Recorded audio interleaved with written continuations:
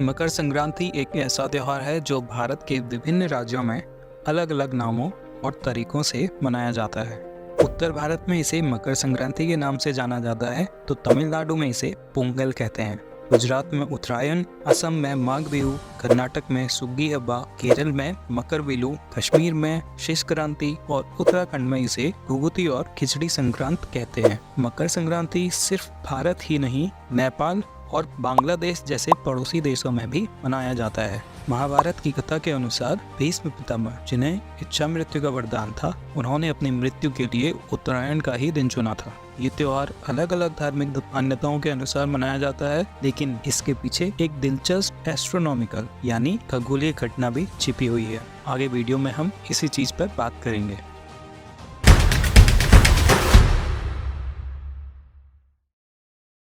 मकर संक्रांति का अर्थ मकर राशि के नक्षत्र से है। नक्षत्र तारों से बना एक विशेष पैटर्न होता है जिसे पहचाना जा सकता है। प्राचीन समय से विश्व की लगभग हर सभ्यता में लोगों ने इन नक्षत्रों को उनके आकार के आधार पर नाम दिए हैं। खगोलीय नक्षत्र और ज्योतिष राशियाँ काफी सिमिलर हैं, लेकिन वे एक समान नहीं हैं। संक्रांति का अर्थ होता है संक्रमण यानी परिवर्तन। इस दिन सूर्य मकर राशि में प्रवेश करता है। यह विंटर सोलिस्टिक यानी सर्दियों की शुरुआत के बाद आता है।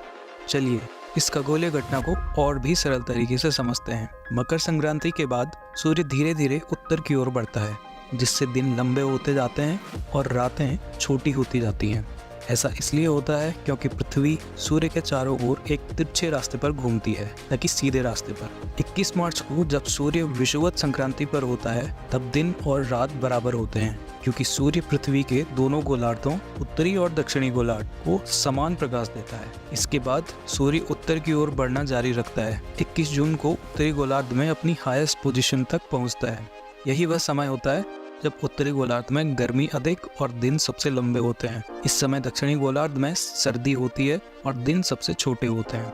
फिर सूर्य धीरे धीरे दक्षिण की ओर बढ़ता है। 22 सितंबर को विषुवत संक्रांति पर वापस आता है। फिर दक्षिणी गोलार्ध में दिन लंबे और उत्तरी गोलार्ध में छोटे होने लगते हैं। 22 दिसंबर को सूर्य दक्षिणी गोलार्ध में अपनी उच्चतम स्थिति तक पहुंचता है, जिसमें वहां गर्मी और उत्तरी गोलार्ध में सर्दी होती है। इस पूरे चक्र में सूर्य कभी भी ध्रुवों उत्तर या दक्षिण पर सीधे नहीं होता, वह हमेशा कुछ हटकर ही होता है। यह प्रक्रिया ग्रीष्म संक्रांति के दिन पूरी होती है, जो वर्ष का सबसे लंबा दिन होता है।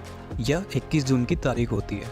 मकर संक्रांति का समय सूर्य के धनु राशि के साथ मकर राशि में प्रवेश करने का समय होता है।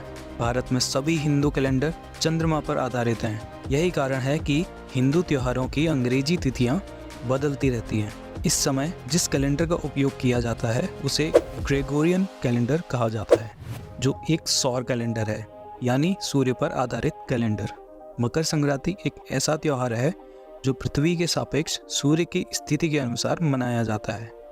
यही कारण है कि चंद्रमा की स्थिति के कारण यह कभी 14 जनवरी को और कभी 15 जनवरी को पड़ता है, लेकिन सूर्य की मुख्य भूमिका के कारण इसकी अंग्रेजी तिथि नहीं बदलती। उम्मीद करते हैं आपको ये वीडियो पसंद आया होगा। आप इस त्योहार को किस नज़रिए से देखते हैं, इस पर अपने थॉट्स कमेंट बॉक्स में ज़रूर शेयर करें। Thanks for watching till the end.